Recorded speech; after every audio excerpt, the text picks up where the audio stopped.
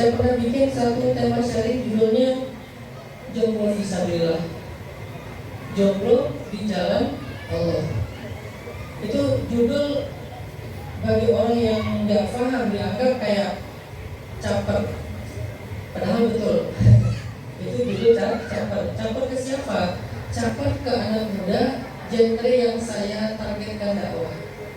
Karena isu anak muda itu 3, kalau sekarang menjadi 4. Isu anak muda itu yang pertama adalah masalah percintaan, yang kedua adalah masalah hobi, yang ketiga adalah masalah karir, dan sekarang ada isu baru lagi yang cukup memprihatinkan, yaitu isu mental. Itulah 4 isunya anak muda. TikTok. Apa yang FYP di TikTok itu berarti lagi jadi isu penting bagi anak muda. Misalnya sekarang yang lagi FYP di TikTok itu adalah tentang terpuji-puji ya. Mau saya nyanyiin? Enggak. Terpuji-puji itu kan tentang patah hati ya. Terus dia kayak curhat dengan lagu dari Malaysia yang rap itu kepada mantannya.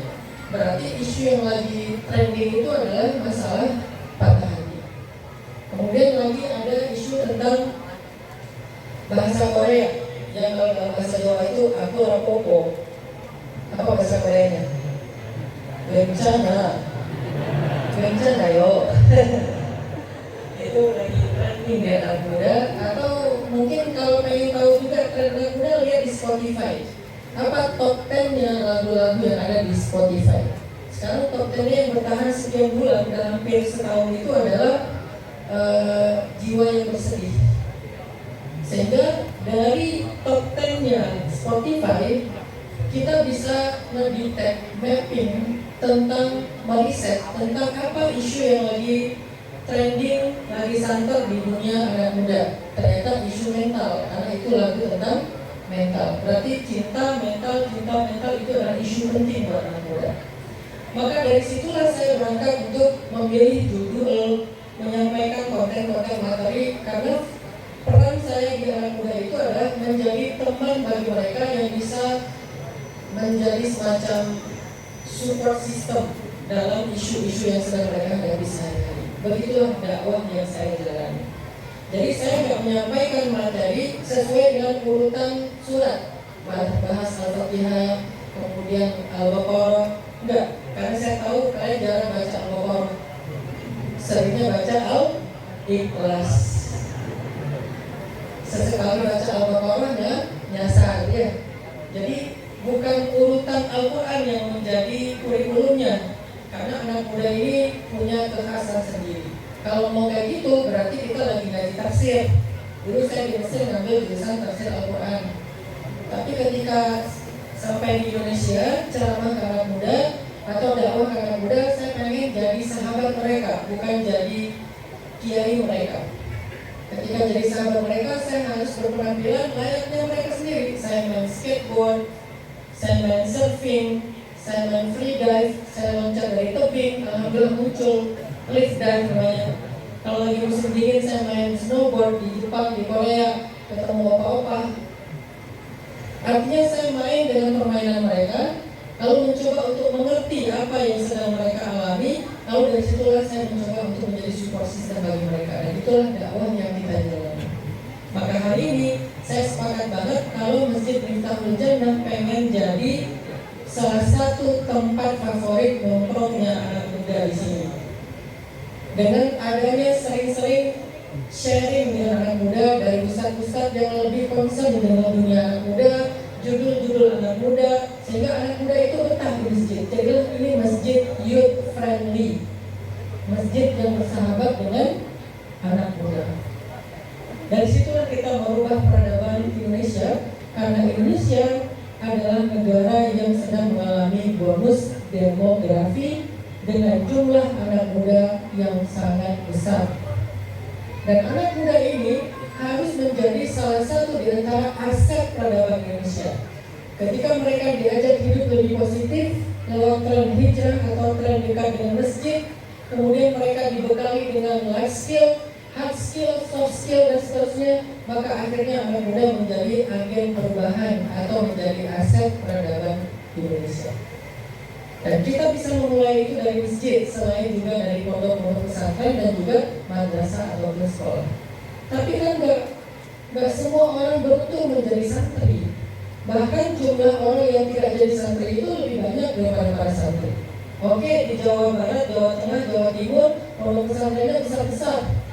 Satu pondok 10.000, 15.000, 20.000. Tapi coba bayangin dengan yang di luar pondok pesantren, ada jutaan. Berarti kan program untuk membina anak muda di luar pondok yang bukan santri itu juga sama pentingnya dengan program membina calon-calon ulama yang ada di pondok. Jadi memang pondok itu fokus untuk mencetak para calon ulama masa depan. Tapi di luar pondok kita sedang juga mencetak para aset-aset Indonesia dan peradaban di masa depan. Dan mereka punya hak yang sama untuk membangun Indonesia. Maka itulah kenapa kita fokus dengan program anak muda dengan basis masjid, bukan pondok pesantren, bukan madrasah, karena memang concernnya ke anak muda itu. Baik, itulah sedikit perkenalan terhadap dakwah saya. Kenapa saya setuju sekali dengan judul yang ada di spanduk kita. Merawat pertemanan. Pernah nggak teman-teman unfriend? Pernah nggak unfriend sama orang di TikTok atau di Facebook? Kalau di TikTok istilahnya apa? Unfollow. Apa? Unfollow juga ya? Saya nggak main TikTok, soalnya saya main di IG. Saya nggak di Facebook, nggak di TikTok. Di TikTok saya pernah live, pengen ngikutin itu yang dari Malang itu yang tarian yang adu kacau ya. Yang lagi rame di TikTok tuh, saya pengen live di TikTok, viewsnya berapa coba? Cuma 9 orang. Akhirnya nggak ada yang ngasih mawar, nggak ada yang ngasih sinar, nggak ada yang ngasih paus. Saya putus asa balik lagi ke Instagram. Saya mainnya di Instagram sama di YouTube, di TikTok, di FB, di TV enggak. Jadi mungkin generasi yang senior pasti nggak kenal dengan saya. Saya pernah diundang di satu masjid sampai kumpul kayak gini. Waktu itu saya belum pakai sarung, saya masih pakai celana biasa karena biar main sama anak muda. Diundang saya acara di masjid. Pas sampai di masjid, saya duduk di sel pertama sama ketua kami ditanya, Mas, ustadznya udah datang belum? Saya bilang, nggak tahu ya Pak ya. Akhirnya dia nanya sana sini ke panitia, terus panitia bilang, ini ustadznya. Oh, dia ngeliat saya dari ujung kaki kayak, ini kayak kesalahan muda nih. Karena saya nggak pernah masuk TV. Udah gitu pas waktunya sholat, kan sholat maghrib ya. Pas waktunya sholat, sama DKM saya nggak dipersilahkan buat jadi imam karena ragu apa saya bisa baca Quran apa enggak gitu. Ini pernah nyantri nggak sih, pernah mondok nggak sih dan seterusnya. Sama ketua, sama panitia yang muda-muda itu dorong, bisa. Saya kan nggak didorong sama DKM, jadi saya nggak mau ya, saya diam aja. Karena didorong terus, akhirnya saya kedorong, ya udah terpaksa gitu kan kedorong gitu. Masa saya pernah kedorong. Pas sudah maju, ketua DKM-nya tuh kayak nggak rela gitu, kayak ragu gitu, bisa nggak ya, jangan kan soal kita batal nih, nggak benar nih. Akhirnya saya mimpin sholat, tapi waktu itu saya kurang ikhlas sih, agak pamer sebetulnya. Dalam hati saya, Bapak melakukan saya, oke. Akhirnya saya sholat, saya baca Al-Fatihah, pakai nama Kurdi. Alhamdulillahi Rabbil Alamin, Ar-Rahmanir Rahim, Maliki Yaumiddin. Dalam hati saya, gimana kok bacaan saya? Agak kurang ikhlas sebetulnya. Beres Al-Fatihah, saya baca album favorit saya, surat Ar-Rahman. Di belakang kedengaran ada yang isak-isak nangis gitu kan. Beres sholat saya langsung balik ke arah, sambil zikir doa, saya ngeliat wajah DKM-nya gini-gini. Alhamdulillah akhirnya lulus lah ibaratnya. Kenapa? Karena saya nggak pernah masuk TV. Kenapa saya nggak masuk TV? Saya nggak suka. Segmen dakwah saya itu bukan di TV, udah terwakili di TikTok, di di Instagram sama di YouTube. Lagi pula kalau saya masuk TV, saya selalu ngasih syarat semua channel undang. Tapi saya bilang boleh nggak saya ikut konten, ikut program acara itu, jangan cuma jadi talent, jangan cuma ceramah. Tapi saya ikut program. Kenapa Ustaz? Karena biar sesuai dengan segmentasi anak muda. Kalau cuma ceramah, nanti saya cuma butuh kampung. Kalau saya nggak butuh kampung. Saya lagi pengen dakwah anak muda, kampung saya udah ada di sosmed dan lumayan lah 9,7 juta. Coba Ustaz, dikit. Jadi nggak terlalu butuh panggung TV. Tapi karena TV-nya nggak mau ngasih saya kesempatan program, akhirnya belum jodoh sampai sekarang. Jadi saya belum masuk TV sampai sekarang, kecuali kemarin nggak sengaja viral gara-gara ada pertanyaan dari seorang peserta, yaitu di luar kendali. Intinya adalah di sosmed itu kan kita sering unfriend kan, di sosmed itu kita sering unfollow, atau kalau di grup itu namanya live group. Kenapa kita live group, kita unfollow, kita unfriend, kita nggak subscribe lagi satu channel atau satu akun? Kenapa? Karena kita nggak rasa mungkin nggak ada manfaatnya kita follow itu.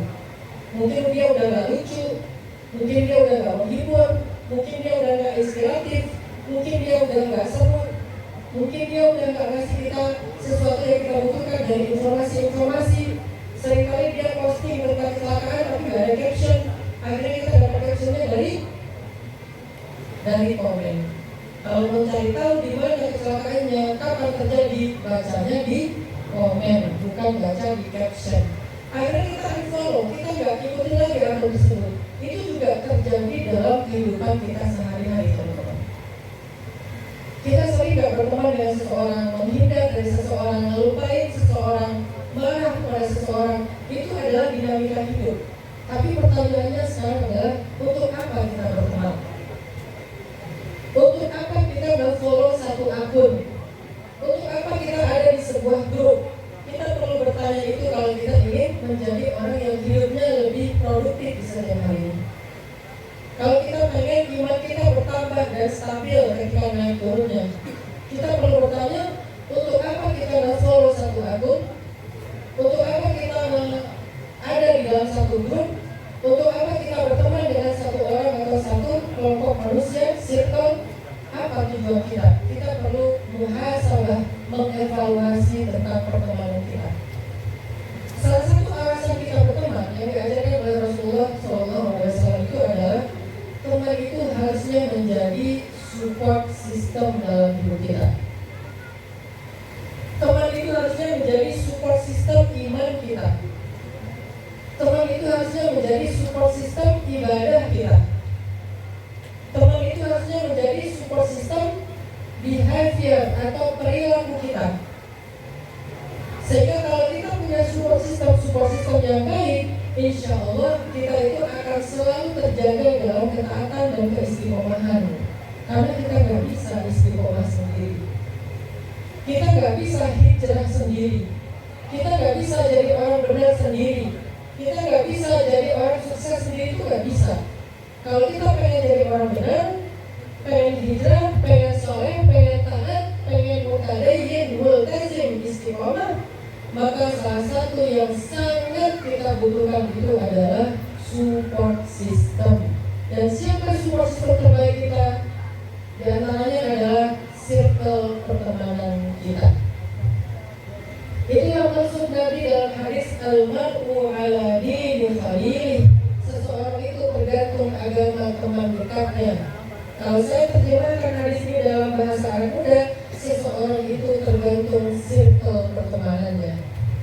Siapa circle terdekat dia? Siapa link satunya dia? Siapa orang yang setiap hari ketemu dengan dia?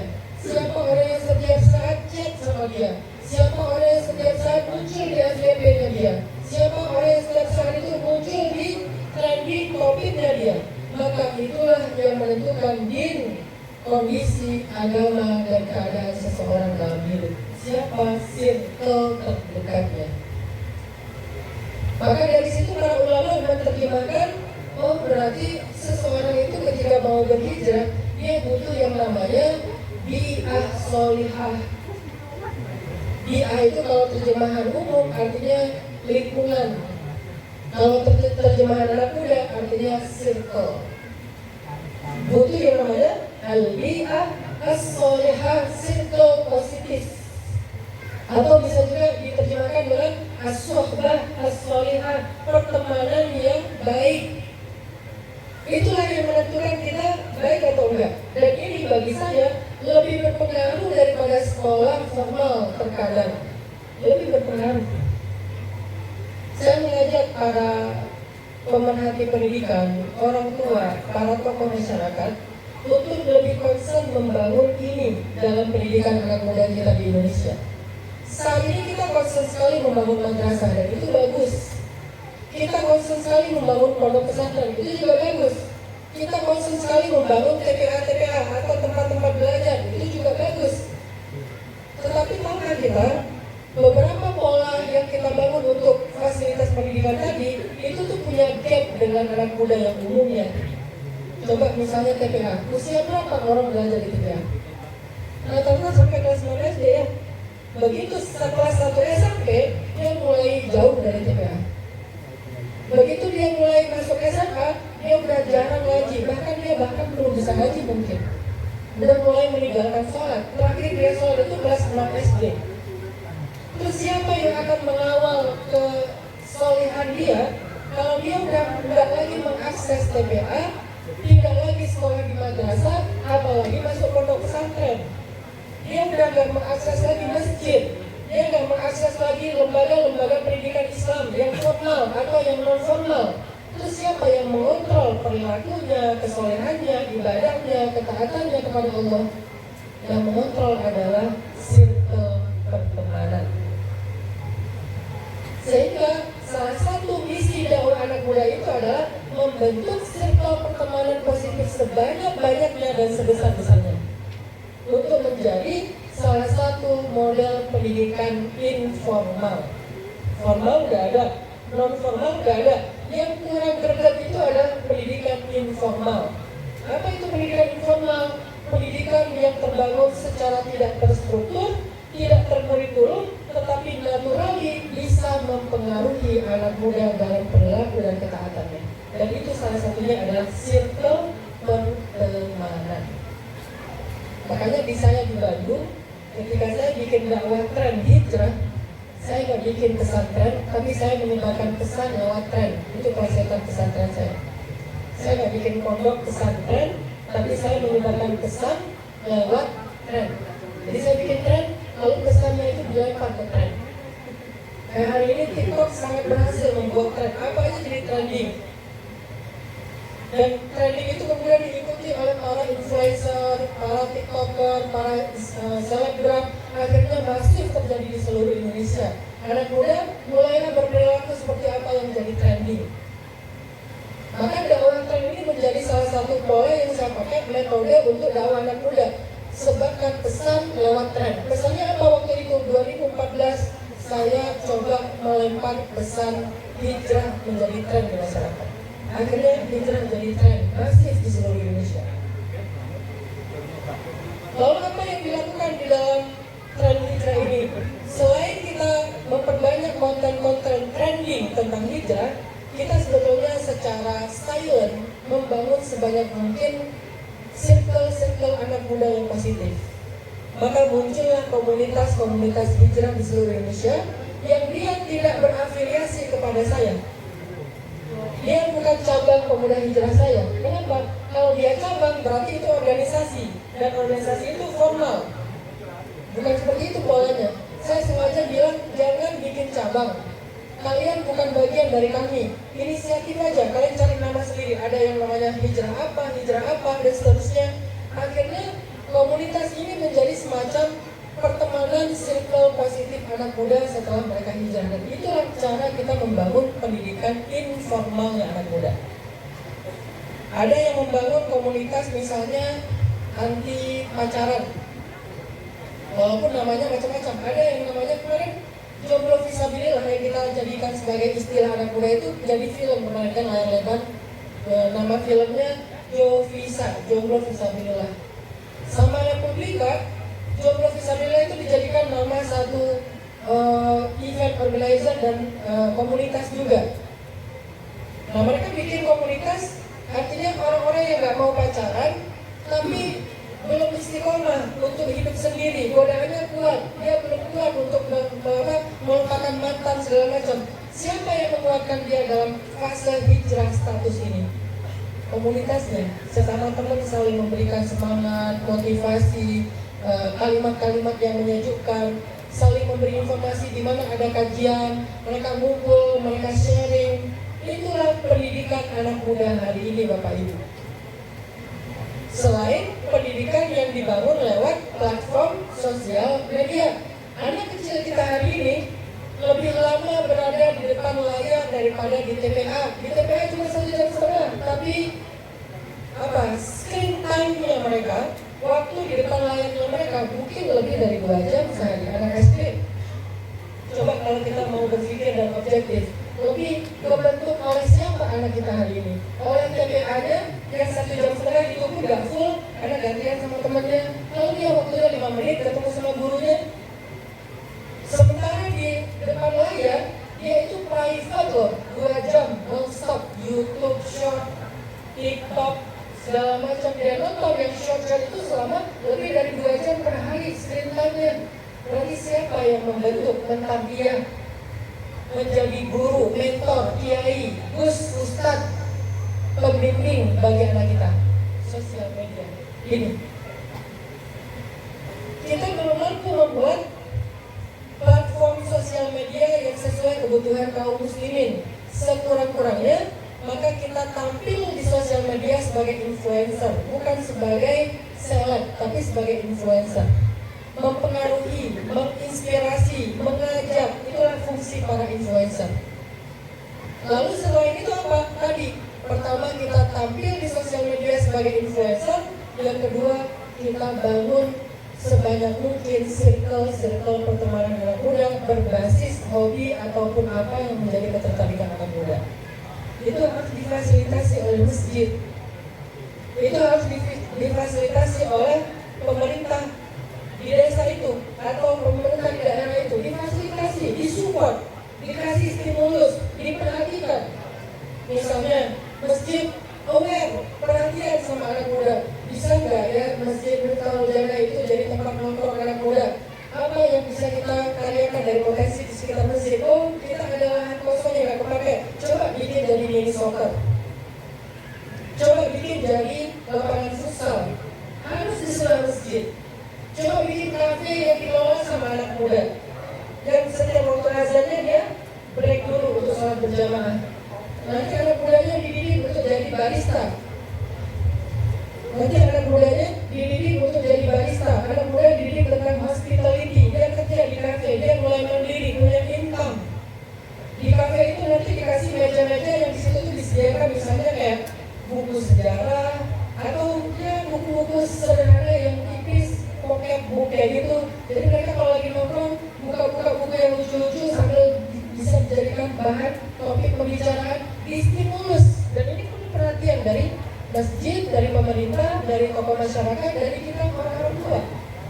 Kalau enggak, secara liar, secara organik, mereka akan mencari tempat-tempat nongkrong lain yang itu tidak terkondisikan. Bisa aja yang diobrolin tentang pornografi, bisa aja yang diobrolin tentang LGBT, bisa aja diobrolin tentang hal-hal yang sifatnya negatif, bahkan narkoba.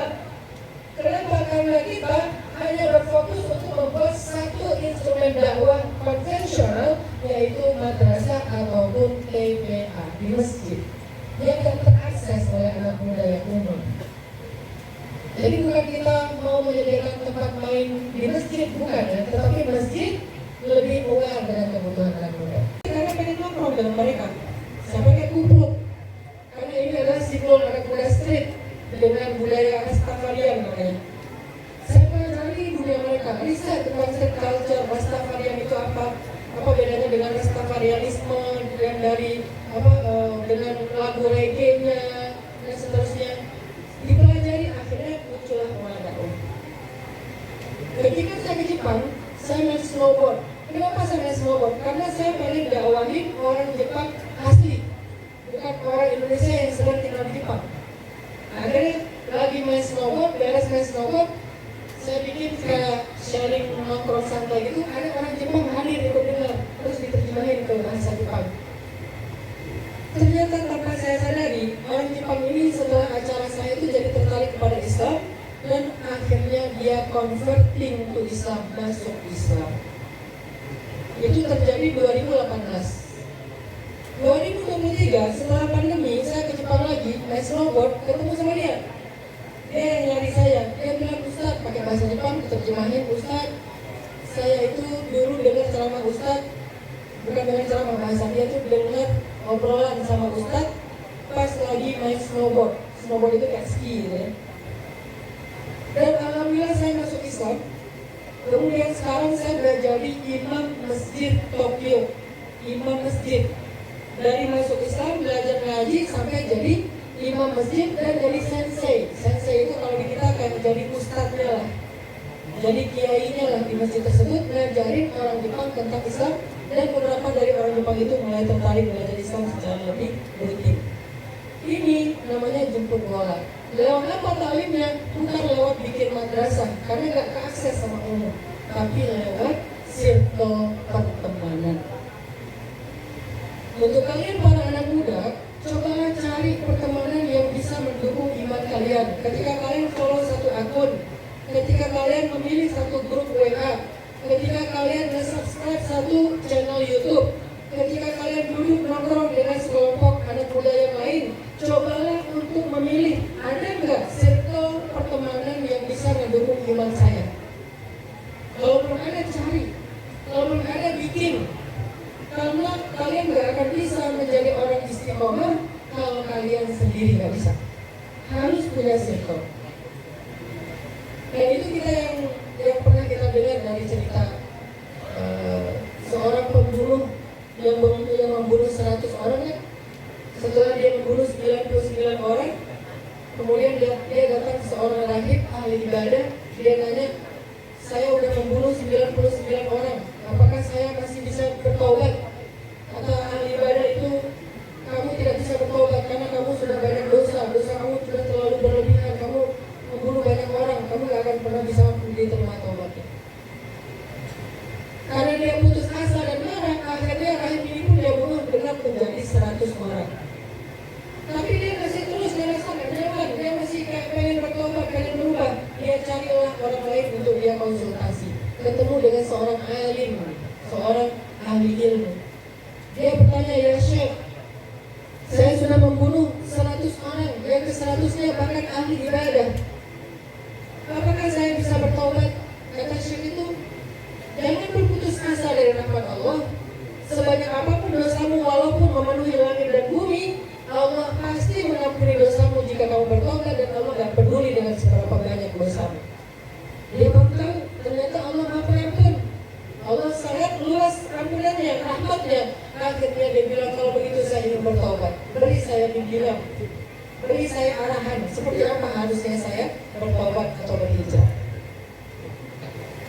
Kemudian alim ini mengatakan, kalau kamu ingin memperbaiki diri kamu, tinggalkanlah negeri ini dan pergilah ke sebuah negeri yang di sana banyak orang soleh. Karena kamu kalau masih tinggal di sini, kamu gak akan kuat. Taubat kamu gak akan nasuha, hijrah kamu gak akan total. Kamu harus pergi dari negeri yang banyak pengaruh buruk bagi diri kamu, pergi ke negeri yang orang-orangnya di sana orang-orang yang soleh dan taat. Akhirnya dia pun hijrah. Dan kita tahu di tengah jalan dia wafat. Kemudian malaikat itu tarik menarik, yang satu mau bawa ke neraka, yang satu mau bawa ke surga. Kemudian Allah bilang, coba ukur, lebih dekat ke mana dia? Tempat dia meninggal lebih dekat ke negeri yang dia tuju atau ke negeri yang dia tinggalkan? Kalau lebih dekat ke negeri yang dia tinggalkan, maka dia masuk neraka. Kalau lebih dekat ke negeri yang dia tuju, maka dia masuk surga. Akhirnya malaikat pun mengukur jarak tempat dia meninggal dengan jarak negeri-negeri yang dia tinggalkan ataupun yang dia tuju. Allah berfirman kepada tanah, kepada bumi, wahai bumi, dekatkan dia ke negeri yang dia tuju sebagai rahmat Allah. Akhirnya setelah diukur, dia lebih dekat ke negeri yang dia tuju, maka kemudian dia dibawa ke dalam surga Allah Subhanahu wa Ta'ala. Apa pelajarannya dari adegan ini? Pelajaran sederhananya adalah ternyata sekuat apapun keinginan dia untuk bertobat, dia udah mencari seorang guru dari satu tempat ke tempat yang lain, dia habis-habisan untuk menemukan seorang alim, seorang guru supaya dia bisa bertobat, sungguh-sungguh pengen bertobat. Ternyata kalaupun dia bertobat, kalau dia nggak punya circle yang positif, dia nggak akan kuat. Walaupun dia azamnya kuat, keinginannya kuat. Apalagi kita yang hijrahnya masih labil, yang taubatnya masih bolong-bolong, yang taubatnya masih tobat-tobat, sekali tobat besoknya kumat ya. Dia aja yang taubatnya itu udah berazam, pengen taubat banget. Kata gurunya, kamu nggak akan kuat, nggak akan istiqomah kalau masih tinggal di sini. Hijrahlah, carilah circle, suhbah, bi'ah, lingkungan, masyarakat yang bisa membuatkan hijrah ataupun taubat kamu. Maka akhirnya dia mencari sekali. Kalau sendiri nggak akan kuat. Itulah maksud dari firman Allah di dalam Al-Quran ketika Allah berfirman di surat atau ayat 119, Ya ayyuhalladzina amanu, wahai orang yang beriman. Ini bukan wahai manusia, wahai orang beriman. Artinya imannya udah baik, imannya udah benar. Ya ayyuhalladzina amanu taqullah, wahai orang yang beriman, bertakwalah kalian kepada Allah. Wahai orang yang beriman, taatlah kalian kepada Allah. Wahai orang yang beriman, jadilah kalian orang yang multazim, orang yang mutadayyin, orang yang istiqomah di jalan Allah. Gimana caranya menjadi orang yang taat, yang bertakwa, yang istiqomah? Kata Allah, wa kunu ma'as-shadiqin. Kunu ma'as-shadiqin. Kunu. Apa arti kunu? Jadilah kalian. Kunu itu artinya jadilah kalian. Apa bentuk jadi? Apa arti jadi di sini? Terbentuklah kalian. Jadi itu artinya ada hasilnya. Bukan sekedar punya teman sesekali ketemu, bukan. Tapi dibentuk oleh pertemanan, dibentuk oleh kelompoknya, dibentuk oleh jamaahnya, dibentuk oleh teman-teman sahabatnya, dibentuk sehingga dia menjadi orang-orang yang bertakwa. Kunu ma'as-shadiqin, senantiasalah kalian, adalah kalian, bersahabatlah kalian, jadilah kalian. Ma'a di situ artinya merawat pertemanan, selalu ada, selalu membersamai, jangan pernah meninggalkan. Siapa yang harus kita bersamai? As-shadiqin, orang yang benar. Arti orang yang benar, orang yang senantiasa berpegang kepada kebenaran, yaitu orang salih. Jadi as'ab, tempat yang paling rendah yang diinjak-injak mereka. Sehingga ketika Hanzalah mengatakan, nafaq Hanzalah, munafik sudah Hanzalah, munafik sudah Hanzalah. Abu Bakar kaget, mana aku ya Hanzalah, kamu gak salah ngomong mengatakan dirimu munafik. Ternyata yang dia keluhkan imannya naik turunnya itu terlalu ekstrim. Kalau dinaik kayak udah di surga, kalau diturun kayak di neraka. Gimana ini Abu Bakar? Sebagai teman yang baik, Abu Bakar tidak mengenai Hanzalah, tidak mengatakan dasar kamu ahli neraka, dasar kamu apa dan seterusnya. Enggak. Abu Bakar itu teman yang baik, dia tidak menghakimi, tidak menuduh bid'ah, neraka, sesat apa enggak. Dia dengan santun. Apa kalimat Abu Bakar? Ya Hanzalah, aku pun demikian.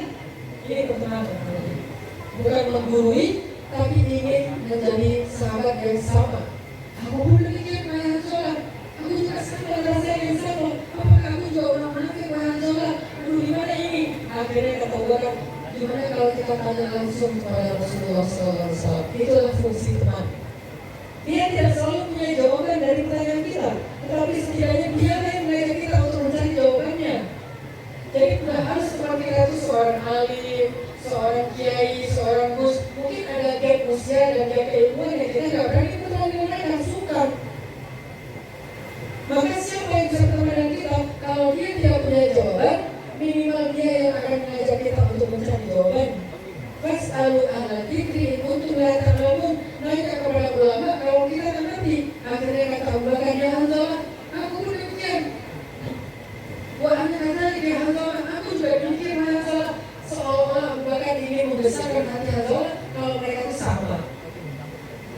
Bagaimana kalau kita bertanya kepada Rasulullah SAW?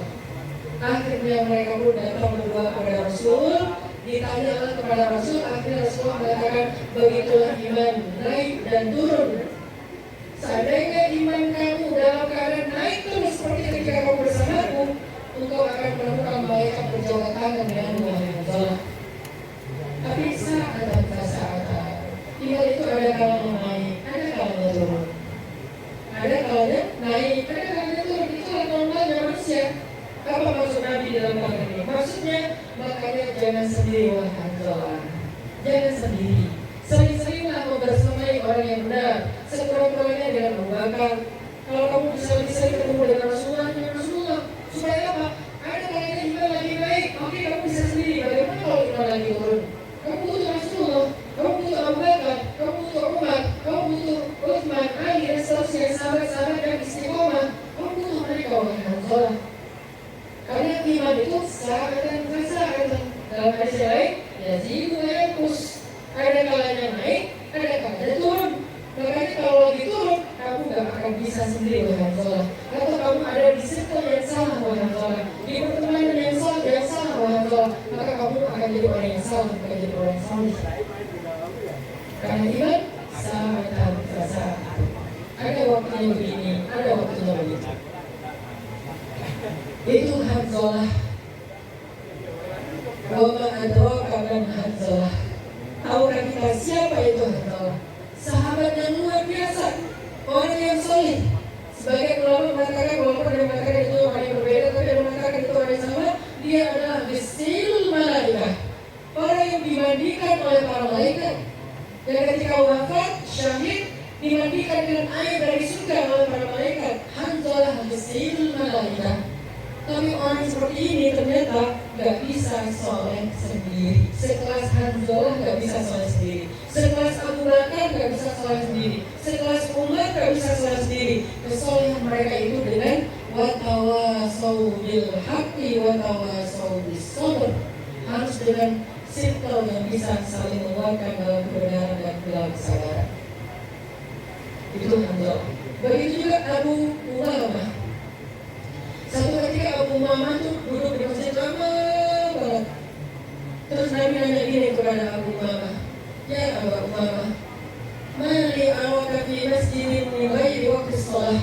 Wahai Abu Umamah, kenapa aku sering melihat kamu di masjid padahal belum waktunya salat ya Abu Umamah?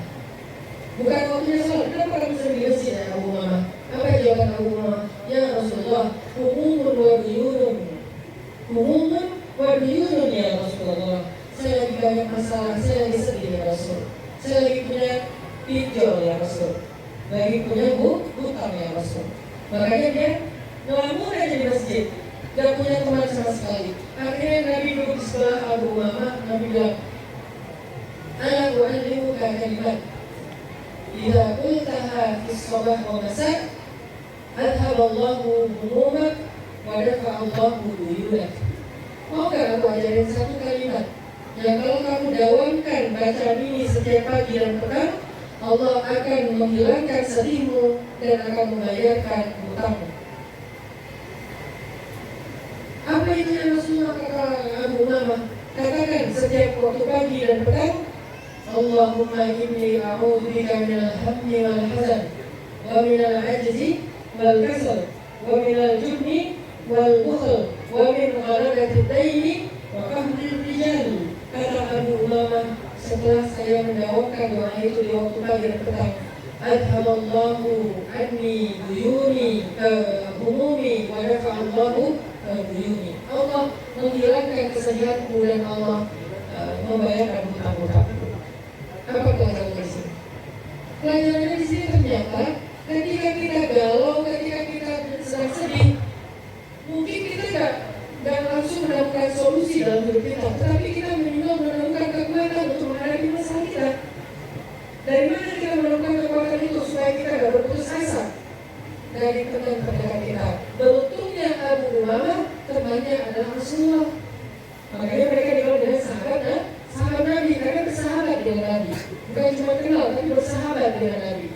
Bersahabat itu artinya sering komunikasi, curhat, ngobrol, minta nasihat, dengerin tausiah, kemana-mana membela Nabi, jadi berkhidmat kepada mereka jadi pembantunya Nabi, mereka menyelesaikan hajat-hajat Nabi seperti Abdullah bin Mas'ud dan Anas bin Malik.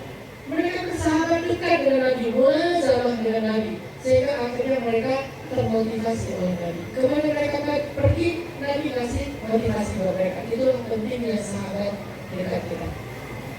Cari sahabat, cari guru yang bisa jadi sahabat. Arti bisa jadi sahabat itu bukan ngelunjak, bukan ya. Yang jadi sahabat itu artinya kita tuh dekat banget dengan guru itu. Kalau cuma dengar tausiah kayak gini, guru itu gak akan hadir ketika kita punya masalah kan? Ketika nanti teman-teman punya masalah, namanya saya ada. Enggak, saya cuma ada di panggung. Berarti teman-teman butuh teman, guru yang bisa bersahabat sama dengan dia. Sebagaimana Nabi Musa dan Nabi Khidir. Hal attabi'uka ala an tu'allimani mimma 'ullimta rusydan innaka lan tastati'a ma'iya sabra. Boleh tak saya ikut engkau wahai Nabi Khidir? Boleh tak saya ikut engkau? Bukan boleh tak saya ikut taklid, bukan. Ikut di situ mulazamah, dekat dengan guru. Kalau di pondok itu istilahnya apa? Derek ataupun mungkin manut, atau bisa juga dia kalau dalam bahasa sederhana itu apa ya? Berkhidmatlah kepada gurunya. Apa kebutuhan guru yang berkhidmat? Ada yang berkhidmat kepada gurunya dengan cara apa? Jadi supirnya kiai, ada yang jadi asistennya kiai. Tahukah kalau dia itu sebetulnya orang yang paling beruntung di antara semua muridnya? Kenapa? Muridnya hanya mendengar nasihat kiainya di atas panggung, tapi dia full dalam beberapa jam, mungkin 20 jam sehari atau 18 jam sehari, terus bersama gurunya, melihat gurunya lagi berzikir, termotivasi untuk berzikir. Melihat gurunya lagi meraja hafalan, kalau gurunya seorang hafiz, jadi termotivasi untuk menghafal, walaupun baru buat 3 surat. Melihat gurunya salat tepat waktu, jadi termotivasi salat tepat waktu. Melihat gurunya akhlaknya baik dalam bergaul dengan orang lain, dia juga meniru kebaikan akhlak tersebut. Itulah pendidikan terbaik, lebih daripada ketika dia di pondok. Di pondok dia belajar teori, belajar syariat, tapi di sini dia belajar hakikat, dia belajar tasawuf, dia belajar dialog, dia belajar suluk langsung dengan mursyidnya, gurunya. Maka kita butuh guru yang jadi mursyid, bukan guru yang sedang menjadi mu'allim. Apa yang bedanya mu'allim dan mursyid? Mu'allim itu mengajarkan ilmu, mursyid itu mengajarkan hidup. Karena al-irsyad atau ar-rusydu dalam bahasa Arab artinya husnul tasarruf fi syai', itu arti rusydu. Rabbana atina min ladunka rahmah wa hayyi' lana min amrina rasyada. Dulu saya belajar tafsir, jadi kita tuh belajar tafsir itu huruf demi huruf dibedah, kata demi kata dibedah. Wa hayyi' lana min amrina rasyada. Mana rusyd? Apa arti rusydun? Kata ulama bahasa, rusydun artinya husnul tasarruf fi syai', baik dalam menjalankan, mengamalkan, melakukan sesuatu, itu namanya rusydun. Berarti orang yang menjadi pembimbing dalam kata rusydun itu disebut dengan mursyid. Hari ini misalnya mursyid saya adalah, salah satu murabi saya adalah Kiai Marzuki Mustafad dari Malang. Beliau mursyid saya. Apa yang beliau ajarkan kepada saya? Bukan fikih teori. Saya sudah belajar itu di pondok 6 tahun sebelum Mesir. Saya belajar di Mesir 4 tahun, ngambil jurusan bahasa Al-Quran. Bukan ilmu syariat yang diajarkan, tapi dikasih amalan-amalan, ijazah zikir, ijazah amalan, dikasih dialog, diajarkan tentang sikap, diajarkan tentang pola pikir. Itu namanya mursyid, itu namanya irsyadat, itu namanya petunjuk dalam berperilaku. Dan itulah circle yang kita butuhkan. Cari guru yang jadi mursyid, jangan cuma jadi ustaz ataupun mu'allim yang ngajari teori. Itu juga penting. Cuma yang kita sering kehilangan itu mursyid. Dulu semua sahabat itu punya mursyid. Mursyid utama mereka Rasulullah. Setelah Rasulullah mereka berirsyadat, mereka belajar sesuai dengan kebutuhan mereka. Ada yang mulai sama Al-Quran kepada siapa? Abdullah bin Mas'ud. Kata Nabi,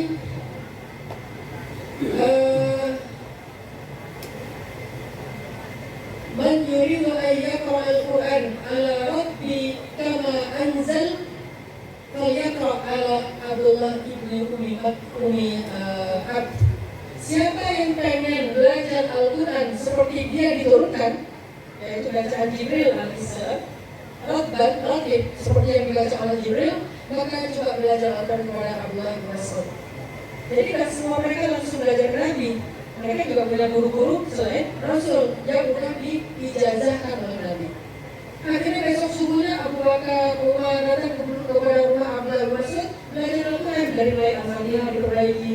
Ya Allah, bagaimana Jibril membaca Al-Fatihah? Abdullah mencontohkan, gini cara Jibril membaca Al-Fatihah. Jibril mencontohkan.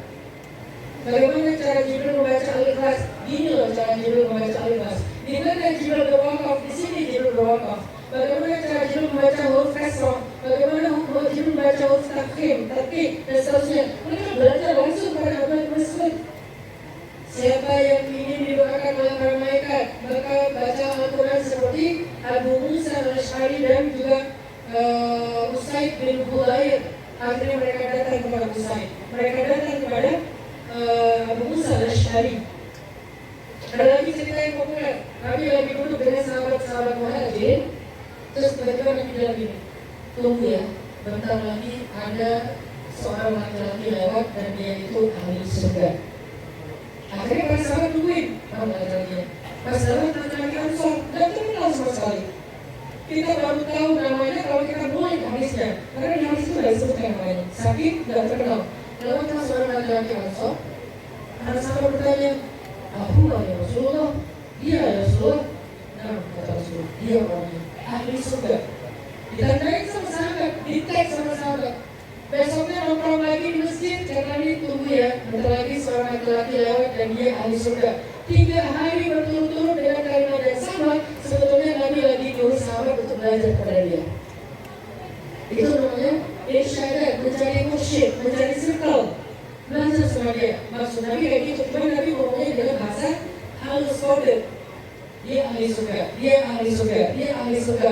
Akhirnya seorang sahabat penasaran, namanya Abdullah bin Amr bin As. Anaknya Amr bin As. Pergilah Abdullah ke rumah laki-laki itu dengan alasan saya diusir ayah saya, malaikat saya nginap di sini 3 malam. Dia nginap di situ, dia pelajari. Dia nggak belajar teori, dia nggak belajar fikih. Dia sedang belajar tentang hidup. Itu namanya rushdun, mursyid. Dia pelajari malamnya dia ngapain aja kok katanya ahli surga. Siangnya dia ngapain aja kok katanya ahli surga. Setelah dipelajari ternyata nggak ada apa-apa. Malam gak tahajud, siang gak sedekah, bukan seorang ahli ilmu, bukan seorang ahli jihad, dan ada yang spesial dari laki-laki itu. Kalau dia sholat yang umum ya, sholat wajib tepat waktu, sholat wajib di masjid, oke itu umum, semua orang melakukannya waktu itu. Beda sekarang. Akhirnya setelah dipelajari 3 malam gak ada yang spesial, Abdullah bilang kepada laki-laki itu, ya akhi, saudaraku, kalau boleh jujur sebetulnya saya nggak diusir sama ayah saya. Saya cuma penasaran karena kata Nabi 3 kali berturut-turut engkau itu ahli surga. Saya pengen belajar dari kamu, apa amalan rahasia kamu, apa keseharian kamu, apa yang kamu lakukan sehingga kamu dijamin masuk surga oleh Rasulullah SAW. Dan itu berarti jaminan dari Allah. Tapi saya nggak punya apa-apa. Kamu bukan ahli ibadah di malam hari, kamu bukan ahli sedekah di siang hari, kamu bukan ahli ilmu. Apa kelebihan kamu? Tahu nggak jawabannya apa? Kata dia, saya tidak pernah iri dengki kepada orang lain. Itulah kelebihan dia. Dia masuk surga bukan dengan amal zahirnya, tetapi dia masuk surga dengan amal batinnya. Apa amal batinnya? Gak pernah iri dengki sama orang lain. Ketika ada orang lain dapat nikmat, dia bersyukur, alhamdulillah ya Allah, tetangga saya beli rumah, beli mobil, naik haji, jalan-jalan dan seterusnya, nambah follower, alhamdulillah ya Allah, dia yang bersyukur. Ketika ada orang yang dapat musibah, dia yang bersedih, ya Allah tolonglah saudara saya, kasihan dia dan seterusnya. Hatinya bersih, tidak ada rasa iri dengki kepada orang lain. Sehingga tentang dialah Allah menggambarkan sifat orang azab, wala yajiduna fi sudurihim hajatan mimma utu. Di dalam hati mereka tidak ada rasa dengki sedikit pun kepada orang lain. Akhirnya Abdullah bin Amr dapat sebuah rushdun, dapat sebuah petunjuk tentang bagaimana harusnya kita menjaga hati dan perasaan kita kepada orang lain. Itu namanya rushdun. Ada lagi adegan Nabi ngasih nasihat kepada Sayyidah Fatimah, putri tercinta beliau, untuk mencari mursyid, murabi. Kata Nabi, wahai Fatimah, belajarlah dari Asma, karena Asma itu ahli surga. Asma siapa yang dimaksud oleh Nabi? Bukan Asma bintu Abi Bakrin, karena Asma bintu Abi Bakrin itu kakaknya Sayyidah Aisyah juga ahli surga. Tapi yang dimaksud oleh Nabi itu adalah Asma bintu Umais. Pernah dengar nama ini? Asma bintu Umais, perempuan ahli surga yang menikahi 3 laki-laki, 3-tiganya ahli surga. Ini dahsyat Asma ini. Perempuan yang menikahi 3 ahli surga. Suami pertama ahli surga, suami kedua ahli surga, suami ketiga ahli surga. Gimana Ustaz? Siapa suami pertamanya? Suami pertamanya adalah Ja'far.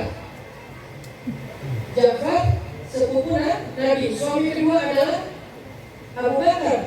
Dan suami ketiga adalah Ali bin Abi Thalib setelah Fatimah wafat. Suami pertama syahid Ja'far, Tayyab, lalu menikah dengan Abu Bakar. Abu Bakar meninggal, menikah dengan Ali.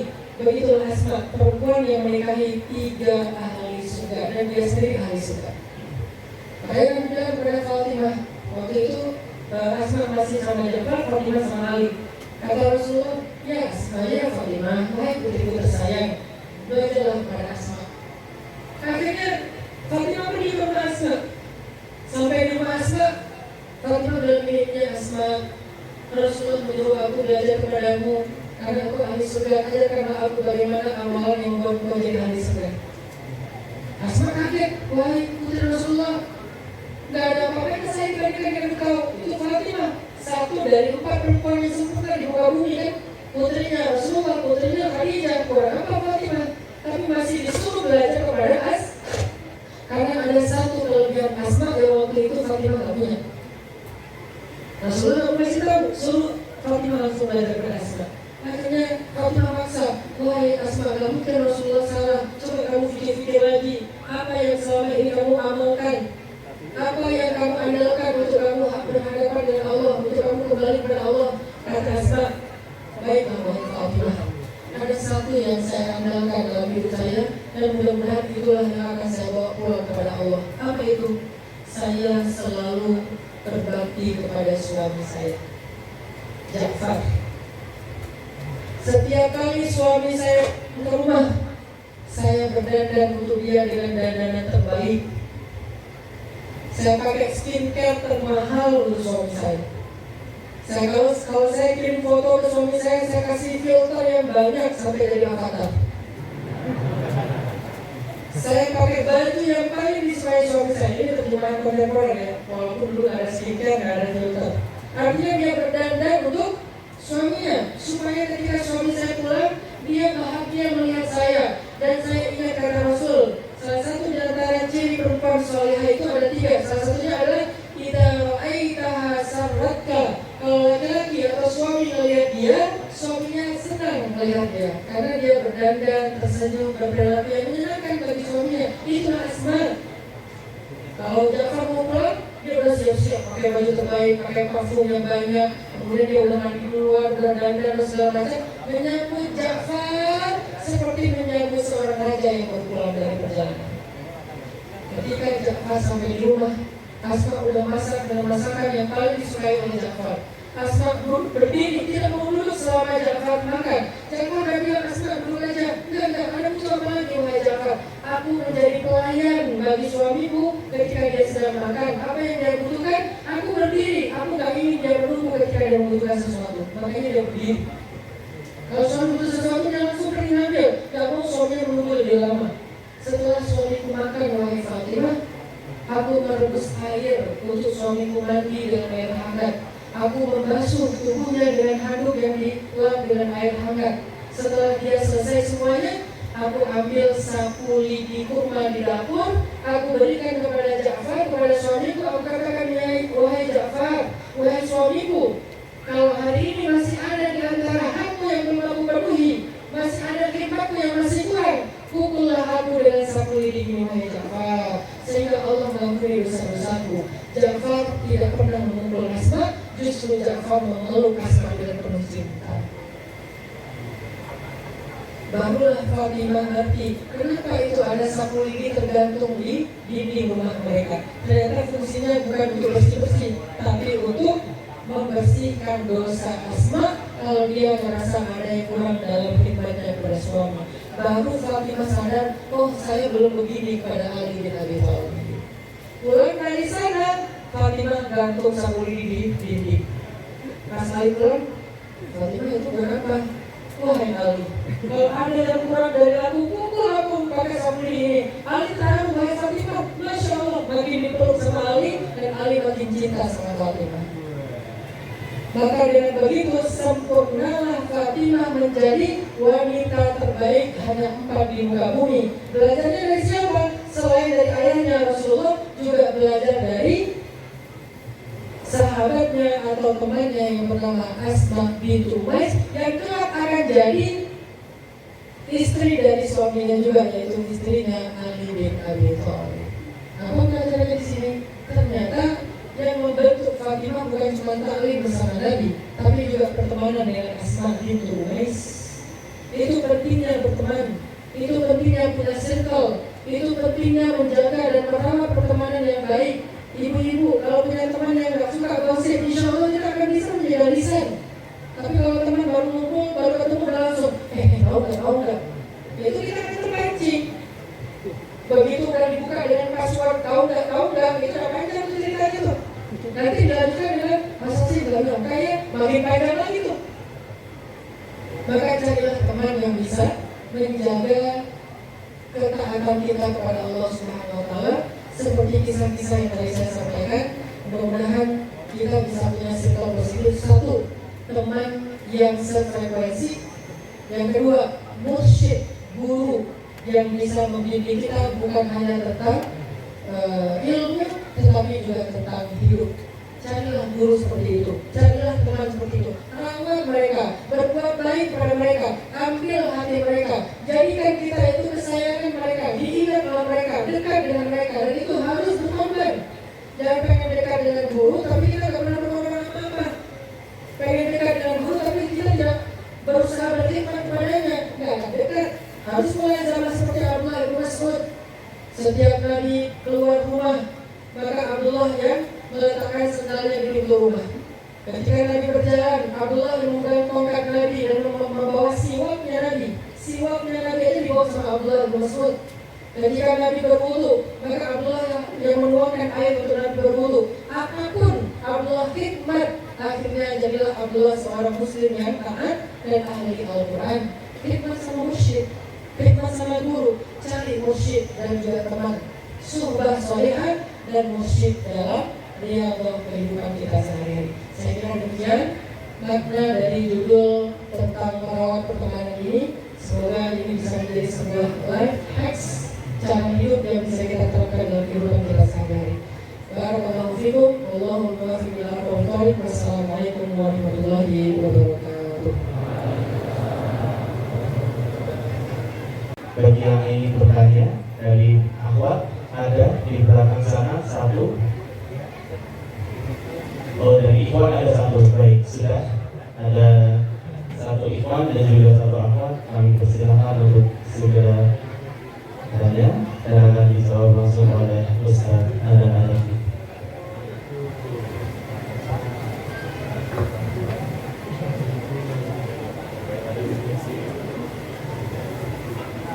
Tolong mic-nya dinyalakan, Mas Operator.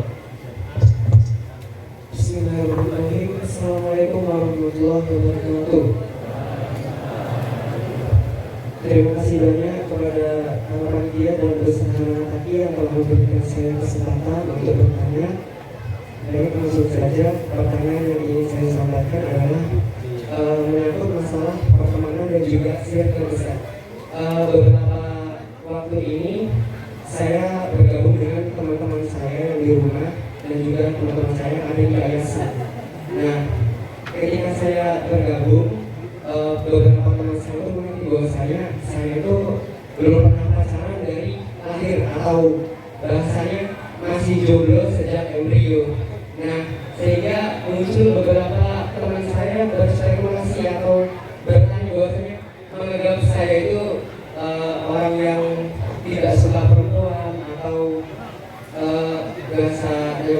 juga gitu. Nah, bagaimanakah tanggapan saya menanggapi sikap seperti itu? Apakah saya harus mendekati akhlak supaya saya tidak dicap seperti itu? Syukur. Siapa namanya? Dieki Yusti Saputra. Siapa? Dieki Yusti. Samudra gitu aja ya. Samudra. Nah, kamu Samudra itu. Oke, boleh Samudra Putra ya. Baik, makasih Putra udah pakai buku. Kita sefrekuensi. Iya, saya juga pakai itu. Oh iya. Cuma ini terlalu ganteng, jadi saya males foto sama dia. Ketahuan-ketahuan saya. Namanya asli. Iya, Asli asli. sih betul. Baik, pertama ya dalam berteman ada satu hal yang kayaknya perlu jadi salah satu kayak self awareness kita, kesadaran diri kita bahwa jangan pengen menjadi seperti yang orang lain harapkan, karena kita akan capek. Harapan orang itu banyak. Kalau kita selalu ingin memuaskan harapan orang lain, dia pengen saya begini, dia pengen saya begitu, jadi kayak people pleaser gitu. Jadi kayak pengen jadi orang yang menyenangkan bagi setiap orang, kita akan capek. Kita harus punya standar yang menurut kita dan bisa dipertanggungjawabkan, itu standar yang wajar, normal, standar nilai. Misalnya jomblo itu adalah status yang istimewa kok. Gak punya pacar, gak punya teman dekat, itu sesuatu yang mulia kok. Dan kita pegang dengan standar itu. Ketika orang guyon ya, bercanda dengan kita anggap itu sebagai sesuatu yang angin lalu aja. Karena kita punya pegangan, kita percaya dengan pegangan itu. Kita nggak akan hina ketika orang berbicara lain, karena kita udah tahu standar kemuliaan itu apa. Oh, mulia itu adalah ketika saya nggak pacaran. Saya nggak akan hina kalau saya tetap dengan status kayak gitu. Kita pede. Nanti muncul kalimat wala yakhafuna laumata laim. Orang beriman itu, orang yang mentalnya itu nggak takut dengan laumata laim, hinaan orang yang menghina. Makin dihina, dia makin untung. Kenapa? Setiap kali dia dicela, sebetulnya orang itu sedang menghadiahkan pahala pada dia. Dari mana dalilnya? Salah satunya Al-Quran. Inna syani'aka huwal abtar. Orang yang menghina itu terus kamu inna a'tainaka kautsar, kamu yang untung. Jadi setiap kali kita diomongin orang, coba kita pakai mindset Al-Quran. Oh, jadi dapat pahala gratis nih. Semalam dia tahajud, siangnya ngomongin kita, pahala tahajudnya diberikan kepada kita. Tadi dia baca Quran, terus ngomongin kita, pahala setiap huruf 10 kebaikan itu dikasih kepada kita. Apa buktinya kalau kita ngomongin orang lain? Saya sering ngomongin di sosial media. Saya sering merasa dihina oleh seseorang misalnya. Apakah saya sakit hati? Enggak. Oke, kalaupun sakit hati, apakah saya dendam? Enggak. Kenapa? Karena saya percaya dia itu lagi transfer pahala kepada saya. Makin besar kalimat yang menyakitkan saya, makin besar pahala yang diberikan kepada saya. Untung kan? Berarti saya inna a'tainaka kautsar, dia adalah inna syani'aka huwal abtar. Maka jangan terkecoh dengan itu. La yakhafu laumata laim.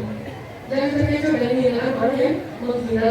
Fokus aja dengan apa yang kita pegang sebagai sebuah kebenaran. Tapi jangan menjadi orang yang eksklusif. Dan jangan jadi orang yang arogan atau sombong. Ketika kita memegang satu kebenaran dan lain semuanya adalah sesat, jangan. Kita harus punya prinsip, tapi jangan arogan. Kalau nggak punya prinsip juga nggak bagus ya, karena terlalu inklusif, pengen terbuka, akhirnya semua benar. Itu namanya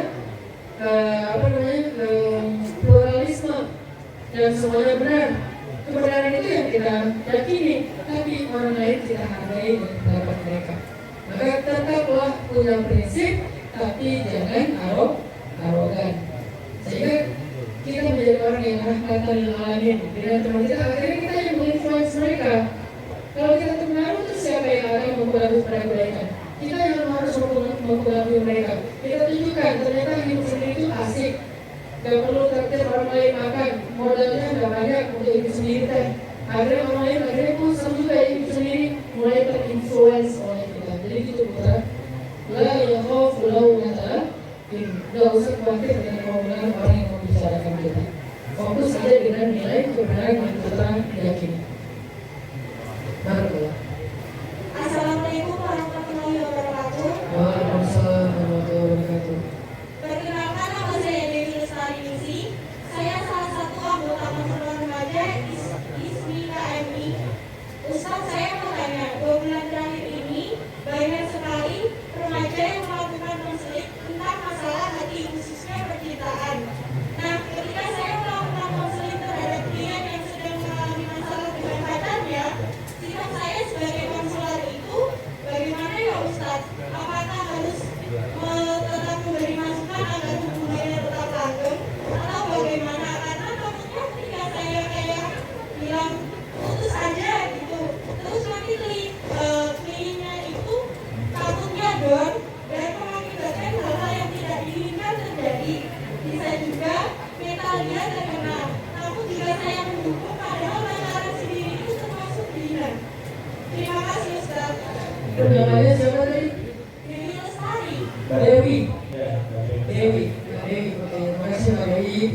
Mbak Dewi ini ceritanya adalah seorang konselor, yaitu sering menjadi tempat curhatnya temannya. Berarti Mbak Dewi ini orang yang punya hati yang sangat lapang, mampu menampung banyak masalah, dan itu langka. Mbak Dewi ini istri, insya Allah akan jadi istri yang soleha ya. Karena kalau suaminya pulang kerja, curhat, Mbak Dewi udah biasa menampung masalah. Jadi buat dia itu masalah adalah sebuah hobi. Jadi sehari-hari Mbak Dewi itu hobinya mencari masalah ya. Dan siapa yang punya masalah di sini curhat sama saya. Jadi Mbak Dewi ini lagi sering dicurhatin teman. Salah satunya tentang masalah pacar. Saya di Bandung bikin satu program namanya Pojok Cerita sama Sharing Circle. Jadi ada Sharing Circle, ada Pojok Cerita. Itu tuh saya bikin di setiap taman kota.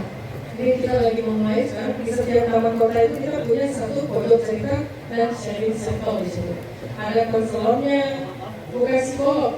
Kalau psikolog mungkin terlalu berat ya, dan juga sedikit psikolog yang bisa mengaksesnya karena kesibukan mereka, sehingga kita mengkader lebih banyak konselor.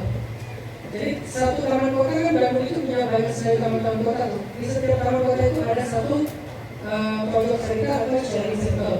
Sekarang kita juga pengen terapin itu di taman masjid.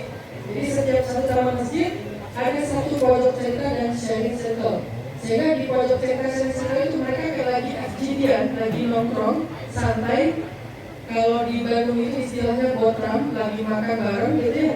Sambil makan bareng, ngopi bareng, nyemil bareng, mereka kayak curhat. Dan ada konselornya yang mendengar curhatan itu. Mereka saling memberikan afirmasi positif. Mereka saling memberikan semacam semangat, menguatkan. Dan itulah fungsinya. Karena kita nggak bisa menyelesaikan masalahnya, kita hanya bisa menguatkan mentalnya ataupun perasaannya atau hatinya, sambil pelan-pelan kita mengarahkannya kepada solusi sesuai dengan syariat. Karena solusinya di sini cuma 2, menikah atau putus. Tapi kan nggak bisa sekaligus ya. Seperti kata Mbak Dewi tadi, kalau sekaligus takutnya nanti dia cari tahu loncat. Takutnya dia bunuh diri karena mental. Angka bunuh diri di Indonesia itu lagi tinggi sekarang. Per bulan Maret 2023, angka bunuh diri di Indonesia itu sudah lebih dari 500 kasus. 500 kasus, dan sebagian besarnya adalah anak muda dengan mental health issue atau mental problem. Salah satu penyebab mental problemnya selain luka perasaan di rumah tangganya adalah masalah percintaan. Maka nggak bisa sekaligus sebagai konselor pasti Mbak Dewi nanti lihat step-stepnya seperti apa. Diberikan dulu afirmasi positif, deep talk, diajak ngobrol di dalam, kemudian pelan-pelan digiring atau dibawa kepada hal yang lebih sesuai dengan syariat Allah, sesuai dengan Islam. Secara halus tidak dikatakan putusin aja, tapi disemangati untuk kembali ke Allah. Itu yang saya lakukan. Misalnya Allah tempat curhat yang paling baik, Allah itu penjaga hati. Gak apa-apa kalau kita gak bersama dia Allah akan jaga hati dia untuk kita. Titipkan dia kepada Allah. Itu kan bahasa halus, putusin aja ya. Cuma saya gak mau berfatwa secara ekstrim, takutnya gak semua orang siap. Jadi pelan-pelan digiring kepada Allah. Sebaik-baik ilmu konseling itu, Mbak Dewi, adalah ilmu tasawuf. Coba Mbak Dewi lebih banyak belajar buku-buku tasawuf dari Imam Al-Ghazali atau Ibnu Athaillah Sekandari dengan Al-Hikamnya atau kitab-kitab tasawuf yang lainnya. Karena dalam kitab tasawuf itu kita diajarkan tentang hal-hal yang sifatnya tasfiyatun nafs. Itu tuh tentang psikologi banget, mental issue gitu. Jadi mental issue itu identik sekali dengan tasawuf kalau sekarang. Sehingga Mbak Dewi kayaknya perlu lebih banyak meriset dan mengeksplor ilmu tasawuf, baik Ghazali ataupun mungkin Al-Hikam atau Ibnu Athaillah Sekandari dan seterusnya, sehingga dari ilmu tasawuf itu nanti insya Allah akan ketemu pola-pola yang tepat untuk menggiring dia menjadi lebih positif dari yang tadinya hubungan yang negatif. Saya kira demikian. Jadi tetaplah minimal menjadi pendengar yang baik, itu sudah menolong dia. Minimal menyemangati dia untuk jadikan trigger masalah dia itu untuk pulang ke Allah, untuk kembali ke Allah, untuk disugesti dan disemangati, dimotivasi untuk ternyata yang gak mengucapkan kita cuma Allah yang maha mendengar, Allah yang maha pengertian. Manusia yang kayak gitu sering mengecewakan, manusia itu rentan, rapuh dan seterusnya. Bawa dia ke Allah, itu adalah tugas kita sebagai seorang konselor atau influencer. Itu Mbak Dewi. Barakallah.